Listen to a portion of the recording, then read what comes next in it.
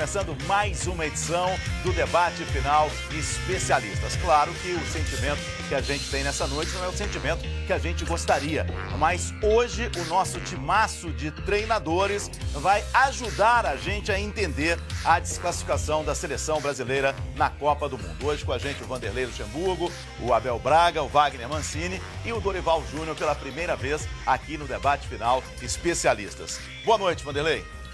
Boa noite, um abraço, boa noite a todos aí. Meio triste, né? Triste não, bastante triste, né? Acho que é uma oportunidade, assim, ímpar do Brasil poder conquistar uma Copa do Mundo. Estava muito, um caminho bem desenhado, né? E aí esbarramos numa seleção que hoje armou taticamente bem o time e jogou um grande jogo de futebol. Mancini, boa noite. Boa noite, Theo. Boa noite aos amigos aqui. É um dia que vai demorar um tempo aí para que todos nós esqueçamos, né?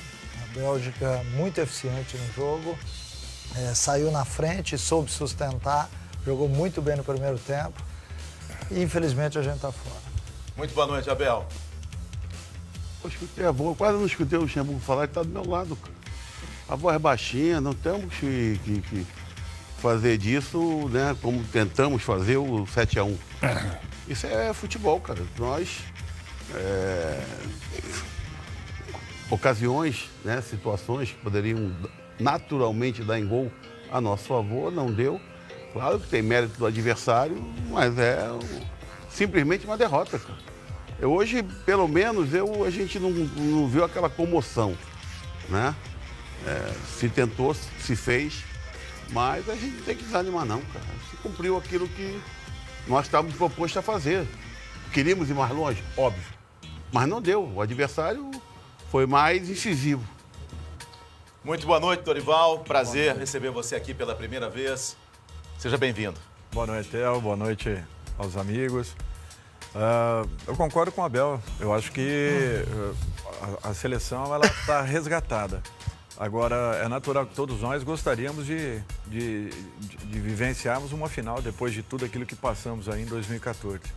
Mas acho que o trabalho foi muito bem desenvolvido, preocupou-se com muitos detalhes e eu acho que isso é um fator importante que chama atenção. Na partida de hoje é natural, tivemos alguns problemas, mas eu acredito muito que essa sequência dará uma outra condição, abrirá uma outra situação. E eu acho que está na hora de nós começarmos a pensar realmente a médio e longo prazo. E trabalharmos o futebol discutindo conceitos e não individualmente, nomes, por não terem atuado bem um dia ou outro. Eu acho que está na hora de nós começarmos a nos abrir um pouco mais e eu acho que esse é um momento importante, ainda que todos nós gostaríamos que as coisas tivessem acontecido positivamente. E você pode conversar com a gente usando a hashtag Debate Final. Hashtag Debate Final é o canal para você conversar com a gente aqui no Debate Final Especialistas. O Dorival disse que quer discutir conceito, não quer discutir nomes. Mas eu pergunto para vocês, começo com você, Abel.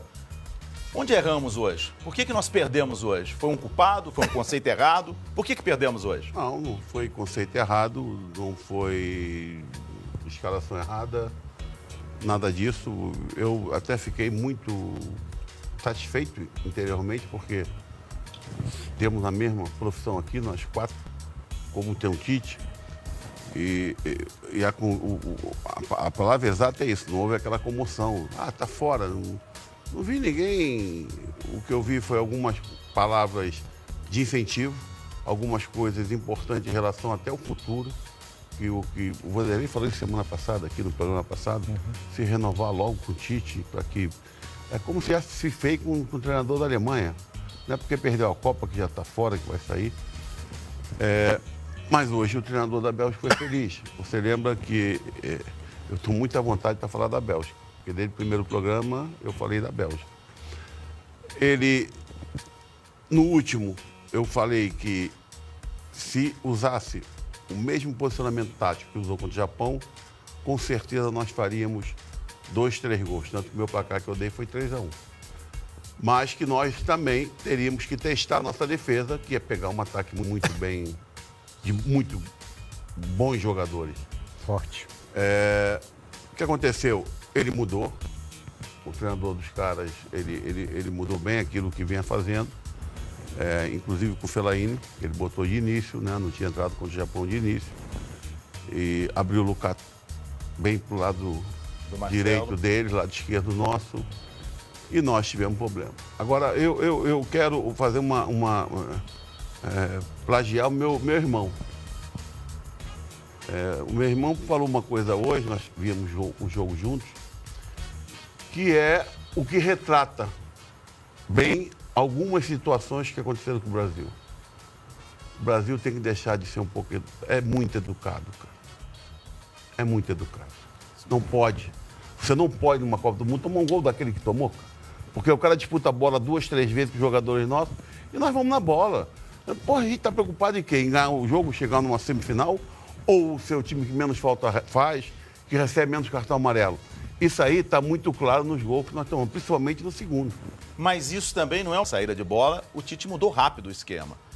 A Bélgica, a gente tem até aqui, se tiver aí, a gente mostra agora como é que foi o contra-ataque contra o Japão. Que você está falando, olha, contra o Japão foi desse jeito. Era esse time que estava jogando no final do jogo. A gente vai ver o contra-ataque, uma aula de contra-ataque da Bélgica. O Brasil não sabia que isso podia acontecer? Eram esses jogadores que estavam no... Sim, aí está o contra-ataque, ó. Eram esses jogadores que estão no contra-ataque. Aí, esse é o último lance do jogo. E aquilo ali foi uma imaturidade terrível. Principalmente do jogador, que é o jogador mais veterano, né? Do Japão. O Honda, que foi... Bateu o escanteio. Não. Isso aí, muito postado, bem quadrado aquele negócio. E com os alas, né? Dos centrais muito longe. Onde o Japão deitou, brincou, até eu comentei isso, de que nós teríamos facilidade se ele viesse com o mesmo esquema. Então, o meio-campo do Brasil sair, tocar quanto espaço quisesse, esperou com uma linha de 5, com 4 na frente e o Lukaku. Quando eles roubavam a bola, o Lukaku estava pelo lado direito. Conseguiu criar e nós tivemos... Olha, pelo amor de Deus, o cara rebate a bola...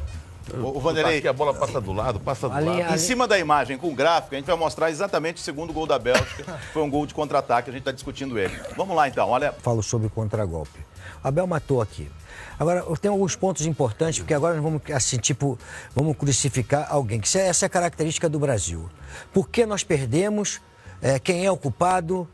Por que tem que falar isso? Por que tem que... Essa é a característica nossa no Brasil. O que aconteceu nesse lance aí é que quando o Brasil atacar, os caras de trás não tem a bola caminhar.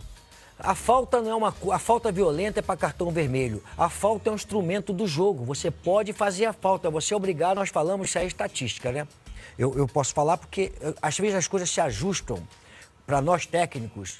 A solução vai aparecendo naturalmente. Acontece, como aconteceu para o cara da Bélgica agora. Quando nós fizemos uma linha de 4, da maneira como o Brasil joga, com praticamente quatro atacantes, tá certo? Você não pode ter lado de campo exposto.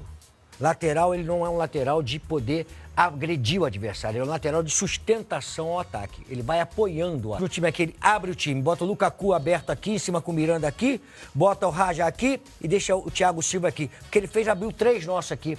O que aconteceu aqui? Quando você faz isso aqui, os teus volantes têm que jogar bola. Tem que chamar o jogo para quê? Para atrair uma marcação para cima de você. Ele, em vez de fazer a linha de 3, ele fez uma linha de 4. Já tinha um cara lá esperando o Neymar o tempo todinho. Ele fez a linha de 4, ficou um cara lá esperando o Neymar. E ficou esperando. E saiu no contragolpe. Agora, o contragolpe, quando você se propõe a atacar, você tem que matar a jogada. A jogada morre, não tem como você... Porque não deixa a gente seguir. Não consegue a gente seguir, entendeu? E no lance do primeiro gol, Mancini, a gente tem também a jogada com o gráfico, quando vai nascer o escanteio, a gente vai ver que a defesa do Brasil ela está completamente... Se dá o luxo de deixar a média hoje 11 centímetros a mais do que o Brasil. De 1,90 e tanto fora da área. 1,91. Então é um time extremamente perigoso. Nós já havíamos falado sobre isso aqui. O contra-ataque da Bélgica era mortal. Foi assim já no último gol diante do Japão. Então o que chama a atenção é que nós tínhamos, maioria de jogadores eram 6 brasileiros contra 3 belgas e mesmo assim saiu o lance do segundo gol. O lance do primeiro é um retrato disso, porque é um vazio no meio da zaga. Então nós já vínhamos sofrendo com isso. É lógico que a entrada do Marcelo deixou um pouquinho mais fortalecido o aspecto ofensivo, mas enfraqueceu demais a parte defensiva. num jogo como esse, seja quem for o jogador, ele tem que ter a responsabilidade de saber que ele também é um marcador. O lateral é marcador, ele não é armador, ele não é atacante. Então tem algumas coisas... E Mancini, quando você tem dois laterais, por exemplo, o Marcelo é um jogador, vamos dizer, o Dani Alves e o Marcelo, são dois jogadores que pegam um corredor, né? Que faz. Para você ter esses dois jogadores no time, os teus volantes, não pode ter um que vai sair sempre. Você vai ter que ter dois volantes pegando sempre diagonal assim. Sai um, o outro fica por trás. Sai um, fica outro por trás, para quê? Para dar liberdade para o cara sair. Se os volantes acompanharem junto com os laterais, os lados do campo ficam muito abertos. Então você está sempre em uma situação complicada, entendeu? Dorival, nós então, perdemos mas nesse caso específico, nós sabíamos que o atacante, o Lukaku, tinha tirado o Miranda do centro da zaga. Então você já está com a tua zaga mais aberta, entendeu? Além de ter o Marcelo, que é um apoiador, você tem o Fernandinho, que não é primeiro homem de meio campo. O Paulinho também, que tem um pouco de dificuldade na marcação. Então nós tínhamos hoje, no momento em que nós tivemos a bola, nós não tivemos quebra de linha, porque é só o Coutinho e Neymar. Paulinho, Fernandinho e quem viesse de trás que tinha que romper linha de marcação também não estava fazendo isso. Dorival, nós perdemos no primeiro tempo.